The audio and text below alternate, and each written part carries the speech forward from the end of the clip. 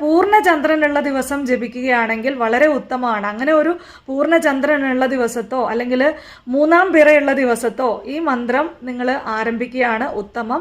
അങ്ങനെ ചന്ദ്രനുള്ള ദിവസങ്ങളിൽ ആ ചന്ദ്രനെ നോക്കിക്കൊണ്ട് നമുക്കിത് ജപിക്കാൻ സാധിക്കുമെങ്കിൽ വളരെ ഉത്തമമാണ്. കാരണം നമ്മളൊരു മാനിഫെസ്റ്റേഷനാണ് ഇവിടെ ചെയ്യുന്നത്. ചന്ദ്രൻ എന്ന് പറഞ്ഞാൽ ഭഗവതിയായിട്ടാണ് നമ്മൾ കാണുന്നത്. ഇത് ചെയ്യുന്നതിൽ കൂടി ആ ഭഗവതിയിലുള്ള ഊർജത്തെ നമ്മൾ നമ്മളിലേക്ക് മാനിഫെസ്റ്റ് ചെയ്യുകയാണ് ചെയ്യുന്നത്. അപ്പോൾ വിശ്വാസത്തോടു കൂടി നിങ്ങളിങ്ങനെ ഏതെങ്കിലും ഒരു ചന്ദ്രനുള്ള ദിവസങ്ങളിൽ ഈ മന്ത്രം സ്റ്റാർട്ട് ചെയ്യുക. പിന്നീട് ഏത് സമയത്ത് വേണമെങ്കിലും നിങ്ങൾക്ക് ഈ മന്ത്രം ജപിക്കാവുന്നതാണ്. നിങ്ങളുടേതായിട്ടുള്ള ഒരു സ്പേസ് ക്രിയേറ്റ് ചെയ്തുകൊണ്ട് അവിടെ ഇരുന്ന് ആ ഭഗവതിയെ മനസ്സിൽ നന്നായിട്ട് കണ്ടുകൊണ്ട് നിങ്ങൾ ഈ മന്ത്രം ജപിക്കുക.